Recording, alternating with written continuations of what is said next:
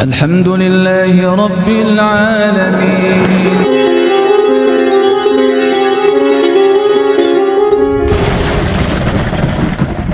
Al-walidah awsatu abwabul jannah. Pintu surga yang ada di dunia bagi seorang anak itu adalah kedua orang tua. Maka berbahagialah yang masih punya kedua orang tua, dikala nanti sudah uzur renta. Ini pintu surga.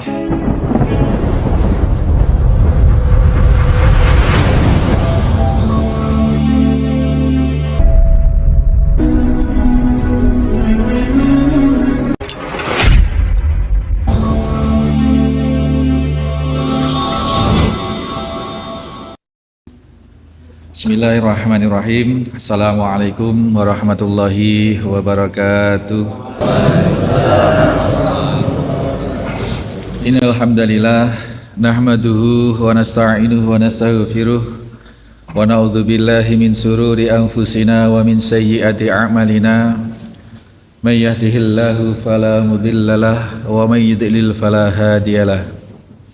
Ashhadu an la ilaha illallah wahdahu la syarikalah. Ashhadu anna Muhammadan abduhu wa rasuluhu la nabiyya ba'dah. Allahumma salli wa sallim wa barik ala Muhammadin wa ala alihi wa sahbihi wa mawalah. Qala Allah Ta'ala, ya ayyuhalladzina amanu taqullaha haqqa tuqatih wa la tamutunna illa wa antum muslimun. Qala Allah Ta'ala, ya ayyuhan nasu taqu rabbakumul ladzi khalaqakum min nafsin wahidah wa khalaqa minha zawjaha wa batha minhuma rijalan katsiran wa nisaa'a wattaqullaha alladzi tasaaluna bihi wal arham innallaha kana 'alaikum raqiba. Ya ayyuhalladzina amanu taqullaha wa qulu qawlan shadida yuslih lakum a'malakum wa yaghfir lakum dhunubakum wa may yuti'illaha wa rasulahu faqad faza fawzan 'azim. Fa innal astaqal hadis kitabullah ta'ala wa khairal hadi hadi Muhammad sallallahu alaihi wasallam wa sarrul umur muhdatsatuha.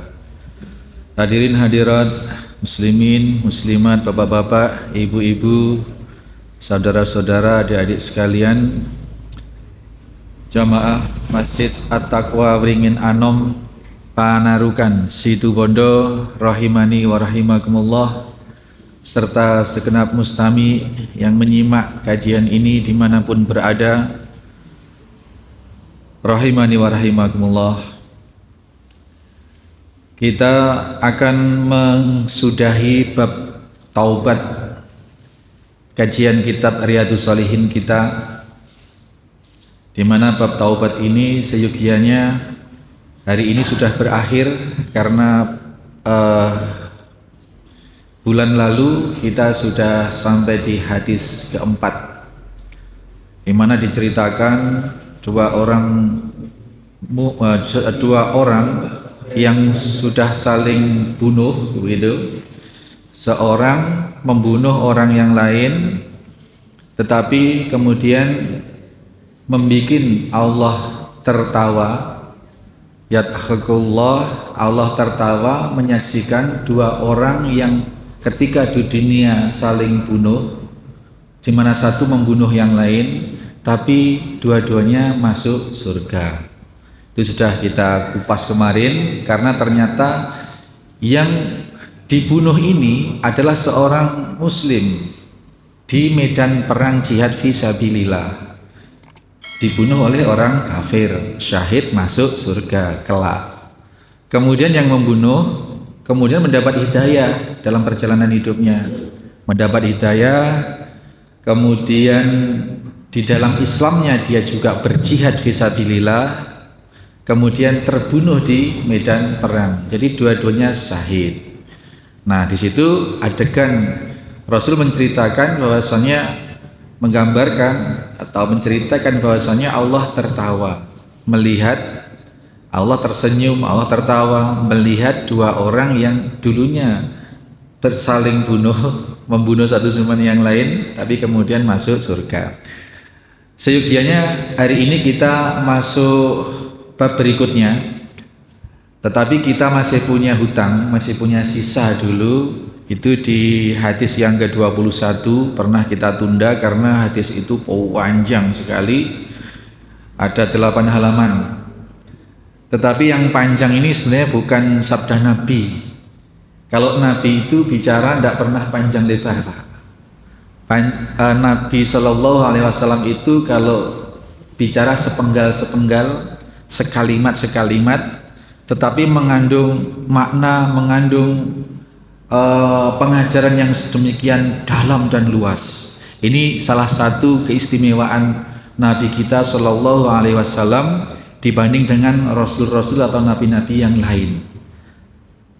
Utitu jami'ul kalim, jawami'ul kalim. Utitu jawami'ul kalim. Ini maksudnya aku, kata baginda Nabi, dikaruniai kemampuan untuk berbicara singkat tetapi memiliki kandungan yang sangat dalam. Para muhadis dan mufassir menerjemahkan kalimat Nabi ini, yang dimaksud kalimat yang singkat tetapi memiliki makna yang luas ini adalah Al-Quran, ayat-ayat Al-Quran itu. Tapi ada juga muhadis dan mufassir yang lain menyatakan bahwa selain memang Al-Quran yang dimaksud oleh Nabi utitu jawami'ul kalim, aku dikaruniai kemampuan berkalimat singkat tetapi memiliki makna yang luas itu, selain memang ayat-ayat Al-Quran adalah memang perkataan Nabi itu seperti itu. Dan kita lihat di dalam hadis-hadis Nabi, jarang yang Nabi itu bersabda sampai panjang lebar. Ini satu keistimewaan. Paling-paling yang panjang lebar yang mengisahkan, yang merawikan gitu. Yang merawikan cerita, kemudian ada sepenggal kalimat Nabi. Nah, di dalam hadis yang ke-21 bab Taubat kitab Riyadhus Shalihin ini juga demikian. 8 halaman ini sabda nabinya hanya 3 atau 4 kalimat dan itu pendek. Makanya nanti kita, supaya waktunya juga nutut, kalau di Al-Hikmah ini jadi beberapa episode jadi beberapa sampai jadi 7 kali pertemuan. Karena yang memang satu kalimat kita urai, satu kalimat kita urai. Tapi nanti di sini karena tempo pertemuan kita lama, sebulan sekali, maka kita ringkas. Yang penting inti apa yang disampaikan Nabi itu bisa kita kupas dan bisa kita dalami nanti. Ini hadis yang ke-21. Ya, wa'an Abdullah bin Ka'ab bin Malik. Jadi ini ada Abdullah, anaknya Ka'ab bin Malik. Ini yang cerita. Makanya ceritanya sampai 8 halaman. Kayak novel jadinya. Wa'an Abdullah bin Ka'ab bin Malik wa kana qaida Ka'ab radhiyallahu anhu. Tatkala dia menceritakan tentang ayahandanya Ka'ab bin Malik radhiyallahu an, bahwasanya mimbanihi hina amiyah. Jadi Ka'ab bin Malik ini adalah satu anaknya Abdullah, ini adalah satu anaknya Ka'ab bin Malik yang dalam keluarga ini ditugasi atau mendapatkan amanah untuk menjadi penuntun bapaknya, yakni Ka'ab dikala tua, dikala Ka'ab ini sudah tua dan buta. Orang-orang zaman dulu kalau sudah umurnya panjang kemudian tua itu rata-rata kebanyakan buta, Pak. Karena apa? Ya karena tidak ada operasi katarak. Nggih. Nah, kita di zaman ini mudah, Pak. Kita faktor usia ya, tidak semua orang kena katarak, tapi rata-rata katarak itu memang menyerang usia-usia yang sudah sepuh, sehingga ada operasi katarak dan bisa melihat lagi. Nah, di zaman Nabi tidak ada itu, sehingga kalau sudah kena katarak ya sudah, berarti ya buta gitu. nggak ada operasi. Ini bisa jadi Ka'ab bin Malik ini di hari tuanya kena katarak sehingga buta. Karena tidak ada riwayat dia perang kemudian keculek matanya, tidak ada. Ya, jadi hanya buta, diceritakan buta. Nah, Abdullah yang menceritakan hadis ini di antara putra Ka'ab bin Malik yang menjadi nuntun orang tuanya. Nah, di sini kita bisa punya gambaran bahwasanya sedemikian berbaktinya Abdullah bin Ka'ab bin Malik ini. Ya, para sahabat demikian, Pak. Para sahabat ini mengamalkan apapun yang diajarkan oleh Nabi Shallallahu Alaihi Wasallam, baik dari Al-Quran maupun dari Al-Hadis. Kalaupun menghafal Al-Quran, mereka tidak menambah hafalan kecuali yang sudah dihafal itu dia amalkan. Umar bin Khattab itu yang jelas-jelas menyatakan, beliau ketika menambah satu ayat, beliau juga berusaha terapkan itu ayat, baru nambah ayat berikutnya. Beda di zaman kini ya, sudah 30 juz hafal, tapi jangankan mengamalkan, isinya aja kadang tidak ngerti. Jadi itu bedanya para sahabat dengan kita di zaman ini. Di antara yang diamalkan oleh Abdullah bin Ka'ab bin Malik ini adalah al-walidah awsatu abwabul jannah. Jadi orang tua itu adalah pintu surga bagi anak-anaknya. Pintu surga yang ada di dunia bagi seorang anak itu adalah kedua orang tua. Maka berbahagialah yang masih punya kedua orang tua, dikala nanti sudah uzur renta. Ini pintu surga. Itu pintu surga yang ada di dunia. Tuh. Jadi yang memahami ini pasti dia akan mengejar surga itu apapun pertaruhannya. Kalaupun harus mengorbankan waktunya, tenaganya demi orang tuanya, orang tua yang sudah sepuh, yang sudah butuh perawatan seperti itu, ya pasti ditempuh lah. Karena jaminannya adalah surga, dan itu adalah pintu surga. Banyak saya jumpai orang-orang yang mendengarkan hadis ini tentang pintu surga yang ada di dunia dan sudah tidak memiliki kedua orang tua, menyesal sekali karena kesempatan untuk memasuki surga yang ada di dunia ini di satu peluang itu sudah tertutup karena sudah orang tuanya meninggal. Ini Abdullah bin Ka'ab bin Malik yang dia menjadi penuntun atau pendamping atau apapun lah namanya bagi ayahandanya yang sudah tua dan dikaruniai oleh Allah kebutaan. Sami'tu Ka'ab bin Malik radhiyallahu an. Abdullah menceritakan, aku mendengar bahwasanya dari Ka'ab bin Malik. Ini Pak, jadi di Arab itu terbudaya kalau memanggil orang tuanya, memanggil dalam arti menyebut nama orang tuanya dengan pihak ketiga, itu tidak memanggil abi atau tidak memanggil buya, tetapi langsung dipanggil namanya. Sami itu di sini dikatakan oleh Abdullah bin Ka'ab bin Malik. Sami itu Ka'ab bin Malik radhiyallahu anhu. Aku mendengar perkataan Ka'ab bin Malik. Sebagaimana Sayyidah Aisyah misalkan, Ja'a Abu Bakar an-Nabi sallallahu alaihi wasallam menyatakan seperti itu. Telah mendatangi Abu Bakar kepada Nabi sallallahu alaihi wasallam. Padahal Aisyah ini putrinya. Jadi di Arab itu budaya seperti itu biasa. Tetapi kalau untuk berdialog langsung, memanggil langsung berhadapan, itu baru. Ya abadi, ya abi, ya buya, biasa seperti itu.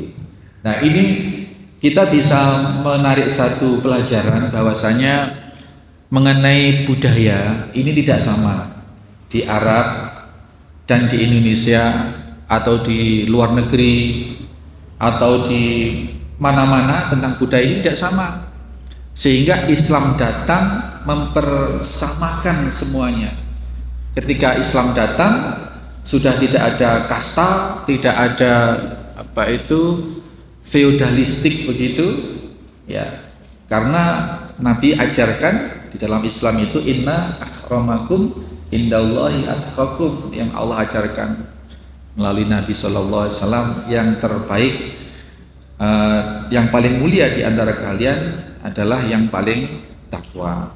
Di satu negeri atau di suatu peradaban, orang yang mulia itu adalah orang yang dianggap mulia adalah orang yang kaya, orang yang memiliki ini dan itu, atau memiliki jabatan tertentu, sehingga harus diperlakukan lebih, begitu. Nah, ada perbudakan, ada macam-macam.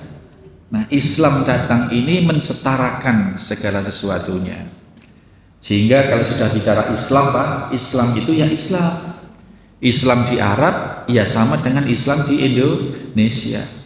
Maka tidak ada itu Islam Pakistan, Islam Malaysia, Islam Papua, Islam Nusantara, itu tidak ada. Kalau sudah bicara Islam, itu adalah universality, universal. Sehingga ketika kemudian mengkotakkan Islam dalam budaya tertentu, justru itu namanya mencederai keuniversalitasan Islam. Ini mengerdilkan apa yang telah Allah turunkan. Ini kita tidak anut itu, ya. Sepakat tidak menganut yang demikian.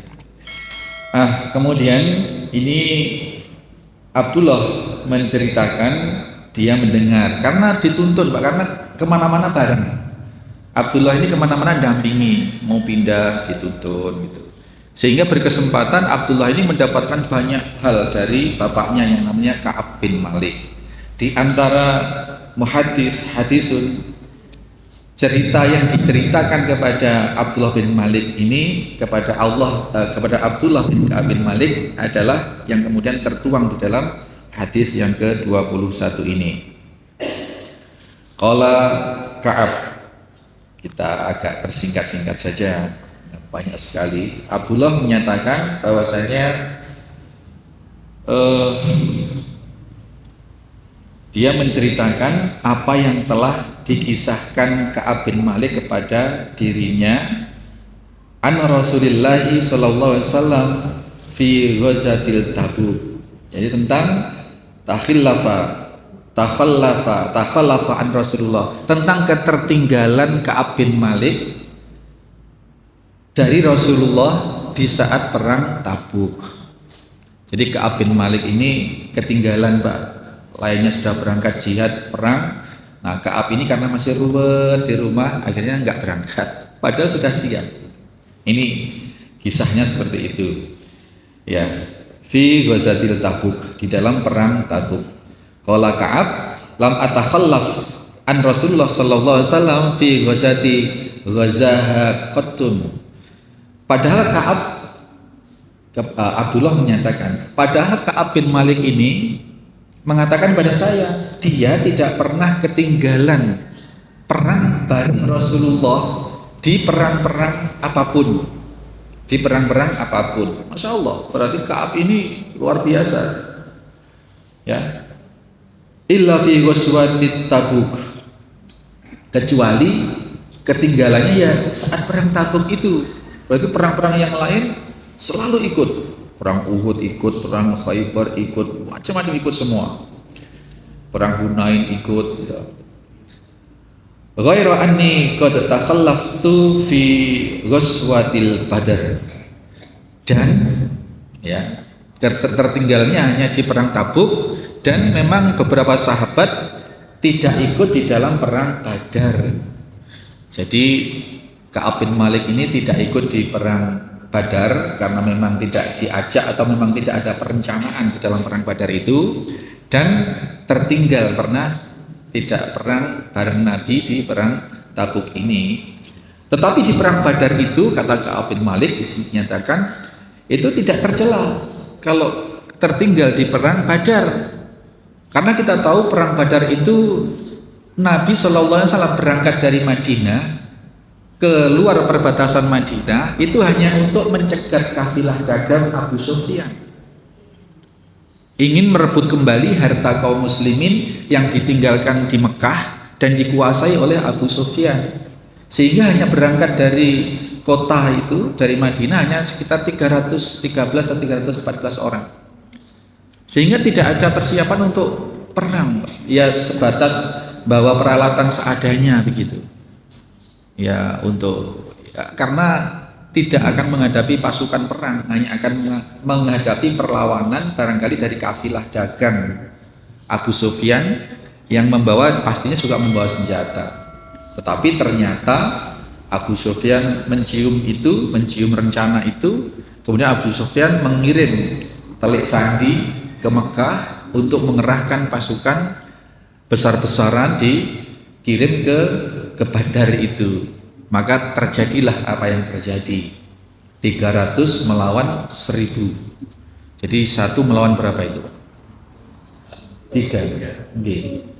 Ini dan kemenangan gemilang ada di pasukan kaum muslimin. Dan ternyata dalam riwayat-riwayat yang lain dinyatakan bahwasanya di perang Badar inilah, ya di perang Badar inilah dan di perang Hunain ada 2 peperangan yang dinyatakan oleh Rasulullah SAW. Ini Allah menurunkan pasukan malaikat.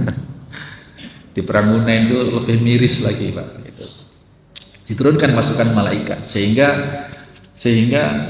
kaum muslimin tidak melihat bantuan itu, tetapi orang kafir lawannya adil tangan kanan.